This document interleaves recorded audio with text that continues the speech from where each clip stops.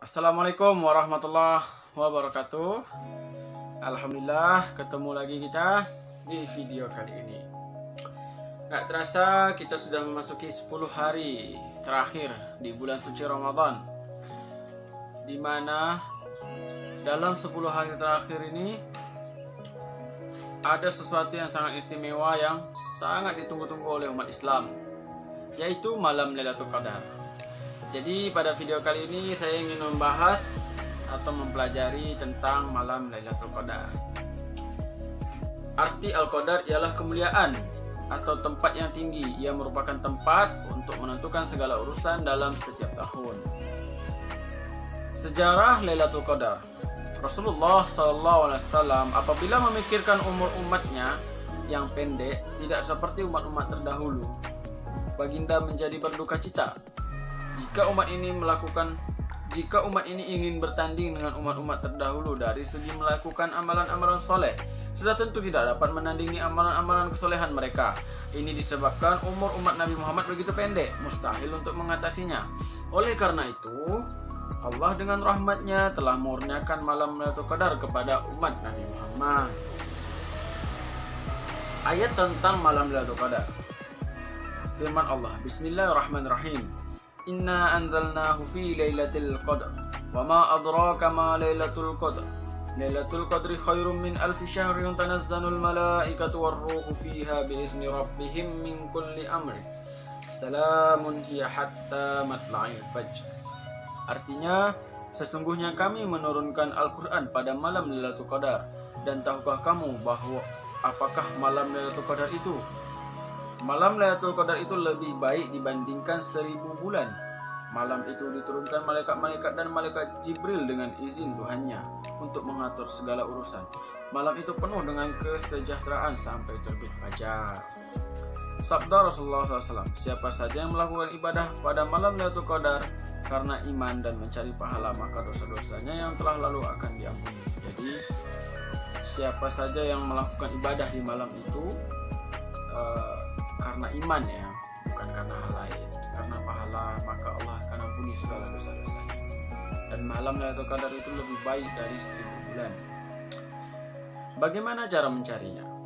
Sayyidatina Aisyah radhiyallahu anha meriwayatkan bahwa Rasulullah SAW bersabda, carilah Lailatul Qadar pada malam-malam ganjil dalam 10 hari terakhir pada bulan Ramadan.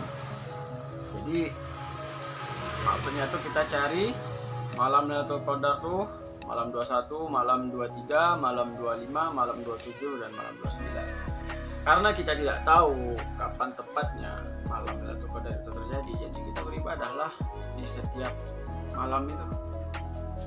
Ada istilahnya kita beriktikaf di 10 malam terakhir di bulan Ramadan.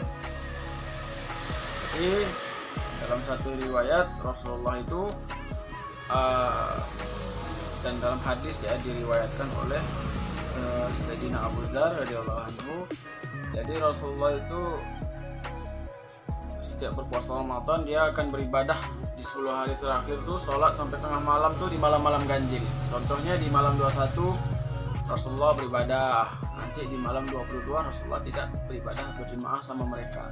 Kemudian kembali lagi setiap malam 23 Rasulullah beribadah lagi. Jadi Rasulullah memang beribadah pada malam-malam ganjil, ya kan? Jadi kami para sahabat berpuasa Ramadan bersama Rasulullah sampai malam ke-22. Baginda tidak melakukan sholat malam bersama. Di malam 22 tuh nggak ada.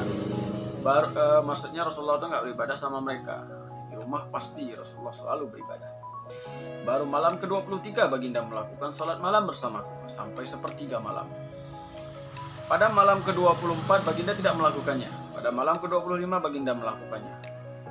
Baginda bersabda, sesungguhnya seseorang yang melakukan sholat malam bersama imam sampai selesai, maka akan dicatat untuknya malam-malamnya yang lain. Kemudian pada malam yang ke-26 baginda tidak melakukannya. Dan pada malam yang ke-27 itulah baginda melakukannya, bahkan sampai menyuruh keluarga dan banyak orang berkumpul selama hampir semalam suntuk, sampai kami semua takut terlambat makan sahur. Itulah. Tanda-tanda terjadinya Lailatul Qadar. Sayyidina Ubadah bin Samit radhiyallahu anhu pernah bertanya kepada Rasulullah mengenai Lailatul Qadar. Di antara jawaban baginda, di antara tanda-tanda pada malam itu ialah suasananya tenang dan sedikit cerah. Jadi malam tuh nggak terlalu gelap dan suasananya tenang, tidak panas dan tidak pula dingin. Jadi nggak panas nggak dingin. Bulan terang tanpa memancar sampai subuh. Tidak ada panah-panah api yang dilemparkan ke arah setan. Jadi kalau ada satu cerita tuh, jadi meteor tuh ibarat adalah panah-panah api yang untuk menghalang setan mencuri berita-berita dari langit. Itu maksudnya. Tanda yang lain juga ialah matahari pada pagi itu, pada besoknya nih ya, akan naik tanpa cahaya yang bersinar kuat, maksudnya redup. Jadi kayak sore gitu, padahal pagi muncul seolah-olah seperti bulan purnama penuh. Pada hari itu Allah mengharamkan setan untuk naik bersama-sama dengan matahari. Bertemu Lailatul Qadar. Jika kita bertemu malam Lailatul Qadar, bacalah doa berikut seperti yang Rasulullah sabdakan. Ya Allah, sesungguhnya Engkau Maha Pengampun. Engkau senang mengampuni, maka ampunilah aku. Keutamaan Lailatul Qadar. Kata Imam Ar-Razi, ketika fajar telah menyingsing pada Qadar, maka malaikat Jibril alaihissalam berseru, "Hai para malaikat, berangkatlah. Berangkatlah." Mereka semua berkata, "Hai malaikat Jibril, apakah yang diperlakukan oleh Allah terhadap orang-orang Islam dari umat Nabi Muhammad pada malam ini?" Kata malaikat Jibril, "Sesungguhnya Allah memperhatikan mereka dengan kasih sayang dan telah memaafkan mereka serta mengampuni mereka kecuali 4 orang, yaitu peminum arak, orang yang durhaka kepada orang tua, orang yang memutuskan tali persaudaraan, dan orang yang suka bermusuhan, yaitu orang yang selalu bertengkar dan tidak mau berbicara dengan saudaranya selama lebih dari 3 hari. Jadi itulah. Dan kemudian ada riwayat Nabi Musa AS bermunajat kepada Allah, "Tuhanku, aku ingin dekat dengan Engkau." Allah berfirman, "Aku dekat dengan orang yang bangun di malam Lailatul Qadar." Kemudian Nabi Musa berkata, "Tuhanku, aku ingin rahmat." Allah berfirman, "Rahmatku bagi orang-orang yang berkasih sayang dan kepada si miskin pada malam Qadar." Nabi Musa berkata lagi, "Tuhanku, aku ingin supaya dapat melintasi Shiratal Mustaqim dengan cepat seperti halilintar." Allah berfirman, "Yang demikian itu bagi orang yang bersedekah pada malam Qadar." Nabi Musa bermunajat lagi, "Aku ingin duduk teduh di bawah pohon-pohon surga serta makan buah-buahannya." Firman Allah, "Yang demikian itu bagi orang yang bertasbih dengan sungguh-sungguh pada malam Qadar." "Wahai Tuhanku, aku ingin selamat dari neraka." Allah berfirman, "Yang demikian itu bagi orang yang beristighfar atau memohon ampunan kepada Allah pada malam Qadar sampai subuh." Kata Nabi Musa lagi, "Aku ingin keridhaanmu." Allah berfirman, "Keridhaanku bagi orang-orang yang mengerjakan salat 2 rakaat pada malam Qadar." Begitu Allah sangat keridha kepada orang yang salat walaupun hanya 2 rakaat pada malam Lailatul Qadar. Orang yang bertasbih, orang yang bersedekah, dan orang yang bertaubat di malam Lailatul Qadar. Nabi SAW bersabda yang maksudnya, "Sesungguhnya setiap di malam hari dan di siang hari pada bulan Ramadan sampai malam Lailatul Qadar," jadi sebelum malam Lailatul Qadar, Allah membebaskan para hambanya sebanyak 600.000 dari neraka. Jadi per hari itu 600.000 dari awal bulan Ramadan. 600.000 orang Allah bebaskan dari neraka. Mereka itu dari orang-orang yang seharusnya mendapat siksaan pada malam Lailatul Qadar.